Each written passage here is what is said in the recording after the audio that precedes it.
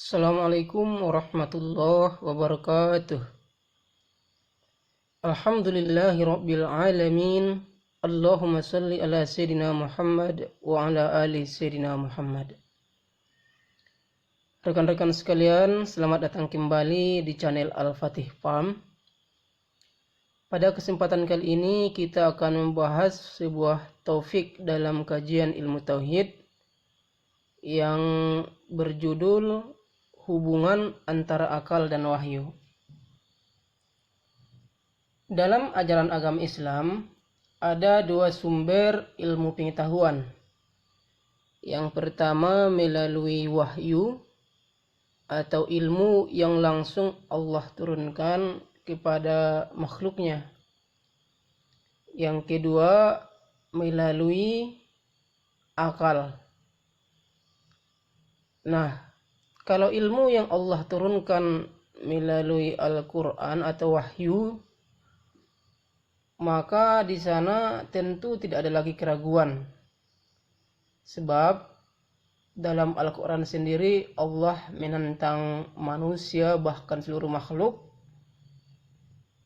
Wa in kuntum fi raibim mimma nazzalna ala abdina fa'tu bi suratin min mithlih. Jika kalian ragu tentang wahyu atau Al-Quran yang aku turunkan kepada Nabi Muhammad atau kepada para nabi, fa'tu bi suratin min mislih. Allah menantang seluruh manusia bahkan seluruh makhluk untuk mendatangkan yang semisalnya. Artinya dari ayat yang terdapat dalam surah Al-Baqarah ini, wahyu atau ilmu yang terdapat atau yang diperoleh melalui wahyu tentu sudah tidak diragukan lagi. Sedangkan ilmu yang berasal dari sumber yang kedua yaitu bersumber dari akal. Sebagaimana kita ketahui bersama, akal juga merupakan pemberian dari Allah Subhanahu wa Ta'ala. Dengan akal ini tentu manusia bisa membedakan mana yang baik dan mana yang buruk. Nah, persoalannya tentu akan muncul pertanyaan dalam pikiran kita, mana ilmu yang lebih terpercaya atau lebih valid? Apakah yang bersumber dari akal atau yang bersumber dari wahyu? Nah, pada kesempatan kali ini akan coba kita bahas hubungan antara akal dan wahyu tersebut.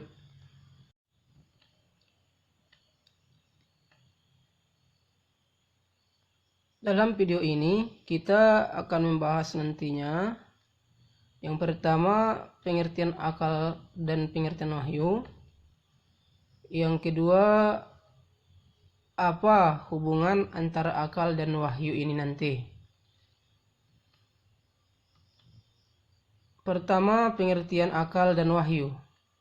Dalam pengertian akal dan wahyu ini, kita nanti pertama akan membahas apa itu akal serta apa fungsi akal bagi manusia.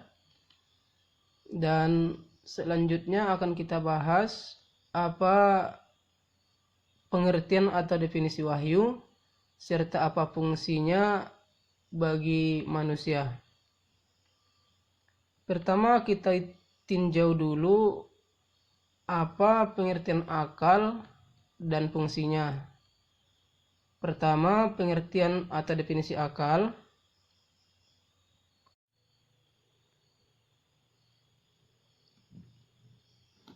Kata akal yang ada dalam bahasa Indonesia sebenarnya berasal dari bahasa Arab, yaitu aklun, yang artinya akal. Namun kata aklun dalam bahasa Arab dalam bentuk kata benda sebenarnya tidak ditemukan dalam Al-Quran, kan tetapi ditemukan dalam bentuk kata kerja. Contohnya dalam bentuk kata aqluhu terdapat dalam satu ayat di dalam Al-Quran. Kemudian dalam bentuk kata ta'qilun terdapat dalam 24 ayat. Kemudian dalam bentuk kata na'kilu terdapat dalam satu ayat. Kemudian dalam bentuk kata ya'kiluha terdapat dalam satu ayat, serta dalam bentuk kata ya'kilun terdapat 22 ayat dalam Al-Quran. Nah, kata-kata aqlu, na'kilu, ya'kilu itu secara letterlet atau secara makna kata pada umumnya bermakna paham atau mengerti. Secara lugawi atau secara bahasa, akal ini memiliki banyak makna, sehingga akal sering disebut sebagai lafaz mustarok, yakni suatu kata yang memiliki banyak makna, di mana nanti maknanya yang lebih tepat tergantung dengan kata sebelum atau dengan kata sesudahnya.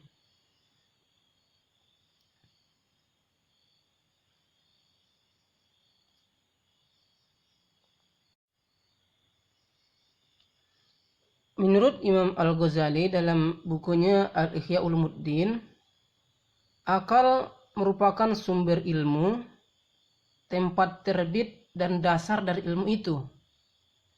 Ilmu itu berjalan daripada akal ini atau bersumber dari akal ini, laksana berjalannya buah dari pohon atau munculnya buah dari pohon, atau laksana cahaya dari matahari, atau laksana penglihatan dari mata. Inilah yang dimaksud dengan akal menurut Imam Al-Ghazali.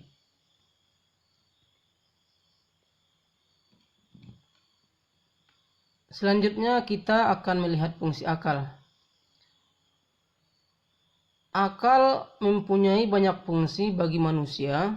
Yang pertama secara umum adalah akal merupakan tolak ukur akan kebenaran dan kebatilan. Manusia bisa menilai suatu itu benar atau salah menggunakan akal. Nah, tanpa akal maka manusia laksana hewan tak akan bisa membedakan mana yang benar dan mana yang batil. Fungsi yang kedua adalah akal ini merupakan alat untuk menemukan solusi ketika manusia menemukan persoalan atau permasalahan. Nah, inilah fungsi akal bagi manusia yang kedua. Sedangkan fungsi yang ketiga, akal merupakan alat untuk mencerna berbagai hal, sehingga bisa menentukan atau memutuskan tindakan yang benar. Nah, ketika manusia distimulus atau mendapat rangsangan, dengan akal ilah manusia bisa memutuskan atau menalar respon apa yang harus diberikan terhadap stimulus atau rangsangan yang muncul. Contohnya, ketika kita lapar, dengan akal kita bisa berpikir bahwasanya kita membutuhkan makanan. Tanpa akal, kita mungkin bisa juga tetap memikirkan makan, tapi kita tidak bisa memikirkan mana makanan yang baik dan mana makanan yang tidak baik. Mana makanan yang halal kita makan dan mana makanan yang tidak baik kita makan, baik dalam artian mungkin cara memperolehnya atau cara mengolahnya. Inilah fungsi akal bagi manusia.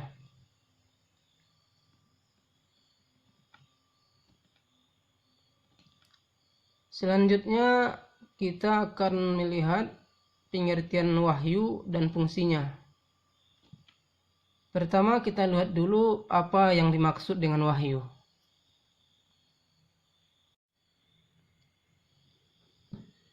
Kata wahyu merupakan kata asli dari bahasa Arab, yakni al-wahyu, yang diserap ke bahasa Indonesia.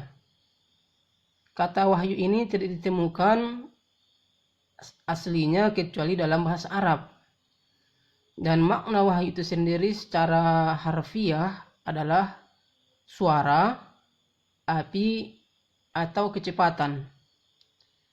Dan ketika al-wahyu berbentuk masdar, memiliki dua arti, yaitu tersembunyi dan cepat. Artinya saking cepatnya maka wahyu itu menjadi seolah-olah tersembunyi. Oleh karenanya wahyu sering disebut sebagai sebuah pemberitahuan tersembunyi dan cepat kepada seseorang yang terpilih tanpa seorang pun yang mengetahuinya. Inilah yang dimaksud dengan wahyu. Sedangkan ketika berbentuk maf'ul, wahyu Allah terhadap nabi-nabinya ini sering disebut dengan kalamullah yang diberikan kepada nabi. Menurut Muhammad Abduh dalam risalah At-Tauhid, beliau berpendapat bahwasanya wahyu adalah pengetahuan yang didapatkan oleh seseorang dalam dirinya sendiri, disertai keyakinan bahwa semua itu datang dari Allah Subhanahu wa Ta'ala, baik melalui perantara maupun tanpa perantara, baik menjelma seperti suara yang masuk dalam telinga ataupun langsung masuk ke dalam hati atau pengetahuan atau akal manusia. Dalam Islam, wahyu atau kalamullah ini disampaikan kepada Nabi Muhammad sallallahu alaihi wasallam terkumpul semuanya dalam Al-Quran. Itulah yang kita kenal dan yang bisa kita baca saat ini.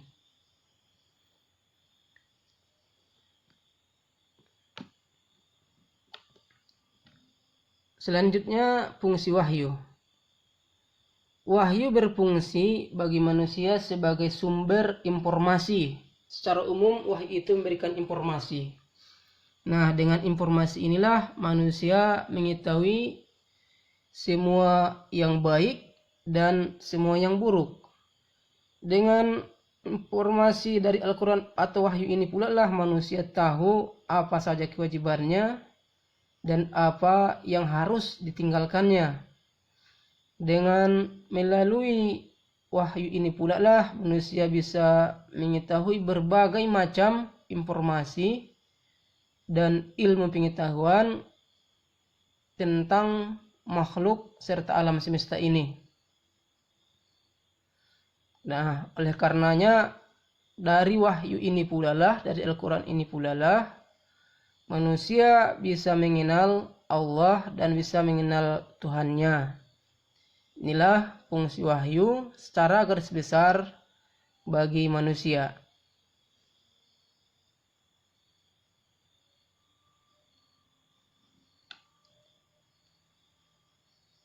Selanjutnya kita akan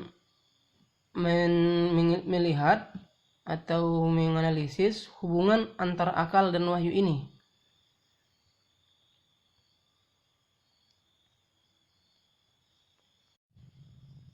Manusia dengan akalnya mungkin bisa menganalisis dan menelaah bahwasanya akan adanya pencipta atau Tuhan di bumi ini. Mereka mungkin bisa menganalisis atau membuat sebuah kesimpulan atau mungkin mengerucutkan sebuah teori atau pengetahuan yang menetapkan taraf atau karakteristik dari Tuhan itu sendiri. Contohnya Tuhan itu harus yang paling kuat, Tuhan itu harus maha segalanya, Tuhan itu harus selalu hidup, Tuhan itu tidak bisa dimusnahkan dan sebagainya. Akan tetapi untuk lebih tepatnya siapa Tuhan itu, tentulah manusia tidak bisa menemukannya melalui akal itu sendiri tanpa adanya bimbingan wahyu.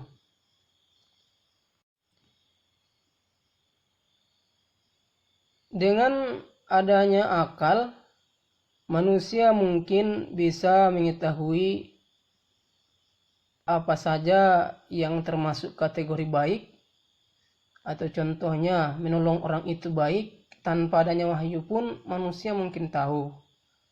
Atau menolong orang lain atau bersedekah kepada orang lain itu baik, manusia bisa tahu. atau memukul orang lain atau menyakiti orang lain, itu tidak baik tanpa adanya wahyu atau hanya dengan menggunakan akal pun seyogyanya aslinya manusia bisa tahu.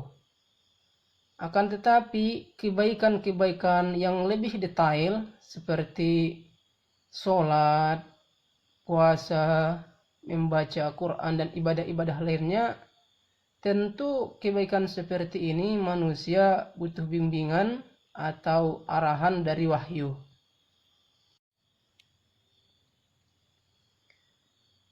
Memahami akal dan wahyu secara fungsional akan lebih tepat dibandingkan struktural. Karena bagaimanapun juga, akal memiliki fungsi sebagai alat untuk memahami wahyu. Dan wahyu untuk dapat dijadikan petunjuk dan pedoman kehidupan manusia harus melibatkan akal untuk memahami dan menjabarkannya secara praktis. Manusia diciptakan oleh Tuhan dengan tujuan yang jelas, yakni sebagai hamba Allah dan khalifah Allah. Dan untuk mencapai tujuan tersebut, manusia tentu butuh akal, dan oleh karena itulah manusia dibekali akal dan wahyu. Nah, selanjutnya kita akan coba melihat pandangan para tokoh Islam atau aliran-aliran Islam tentang hubungan akal dan wahyu ini. Pertama, menurut Profesor Harun Nasution.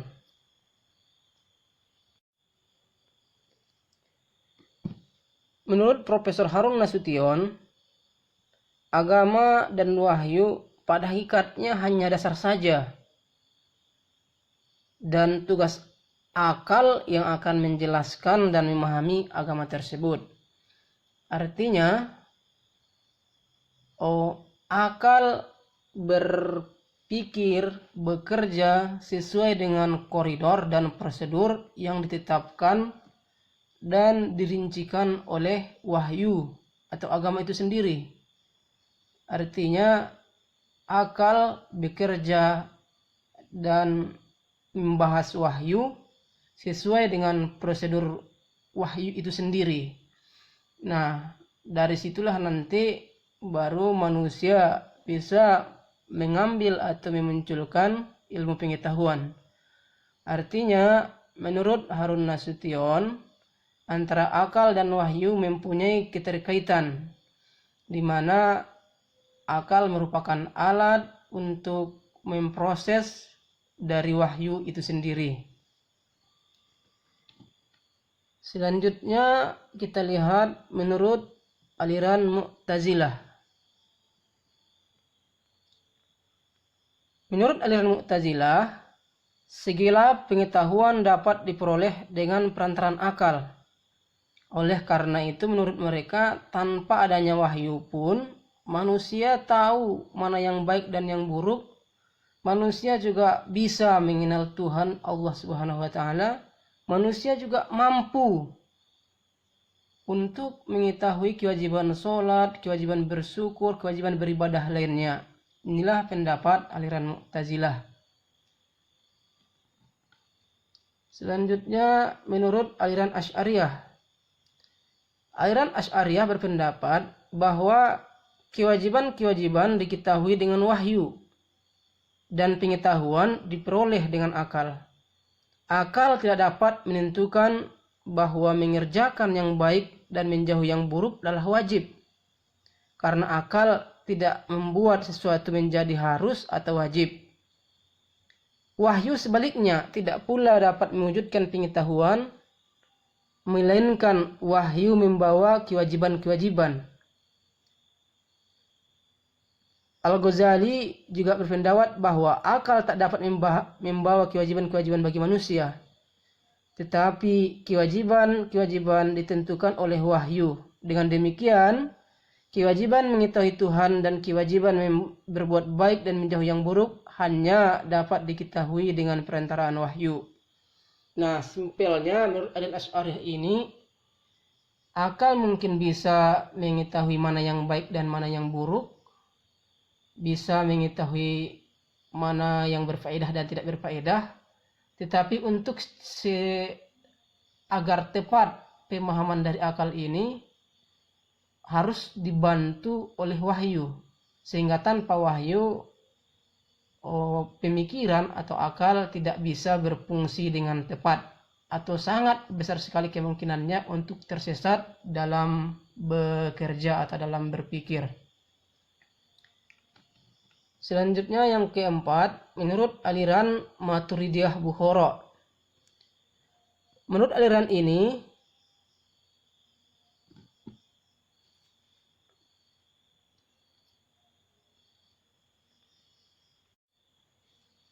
untuk mengetahui yang baik dan yang buruk, manusia tahu.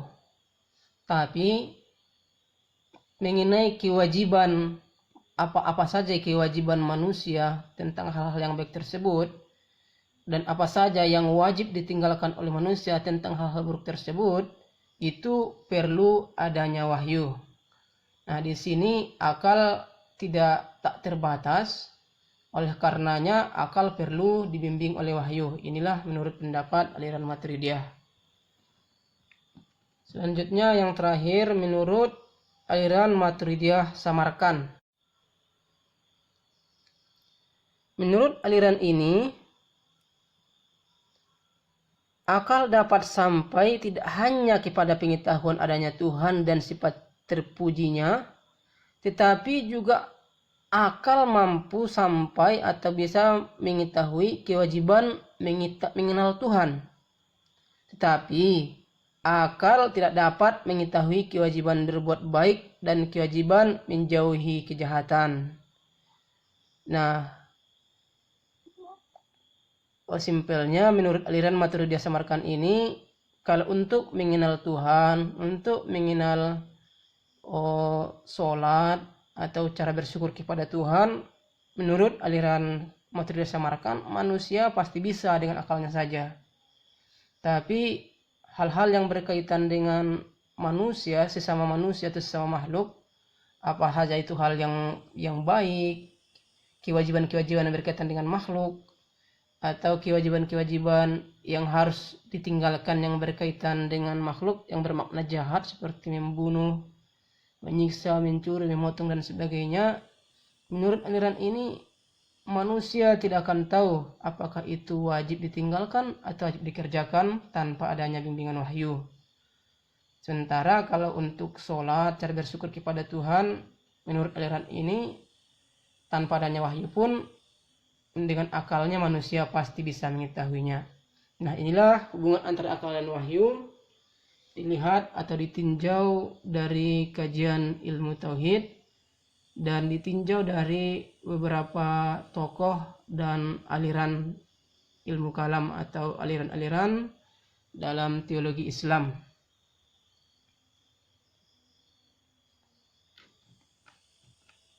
Nah, inilah pembahasan kita pada kesempatan kali ini.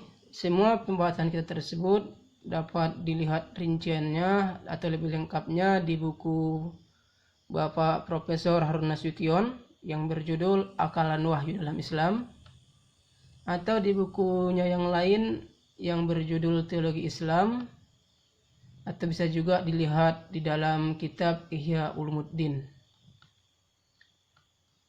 Sekian, semoga bermanfaat bagi kita bersama. Mohon maaf andai kata banyak kekurangan dan kesalahan. Jika ada kritik dan saran serta pertanyaan, silahkan ditinggalkan di kolom komentar.